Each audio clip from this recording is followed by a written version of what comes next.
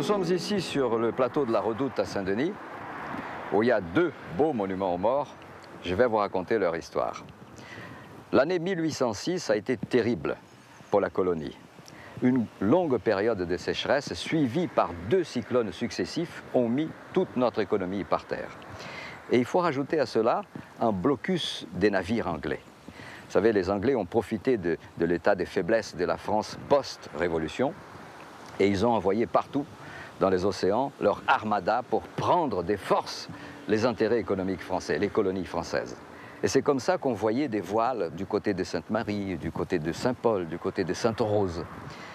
Et notre armée, qui était 15 fois ou 20 fois inférieure à la force anglaise qu'on pouvait voir, était facilement repérée.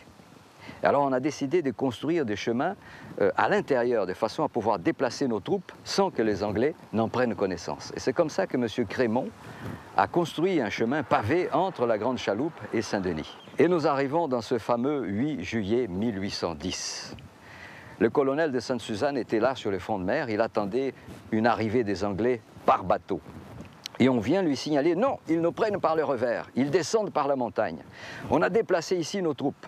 Et effectivement, les Anglais descendaient comme des fourmis. Il y avait des centaines et des centaines d'Anglais qui dévalaient la pente. Alors notre petit groupe de militaires qui étaient là avec très peu de fusils, lorsqu'ils étaient à portée de tir, on a commencé à ouvrir le feu. Le problème, c'est que, utilisés à outrance, nos fusils ont commencé à tomber en panne les uns après les autres.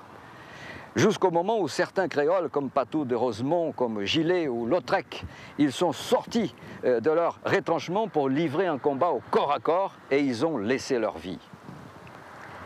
La différence de force était telle que la France a dû déposer les armes.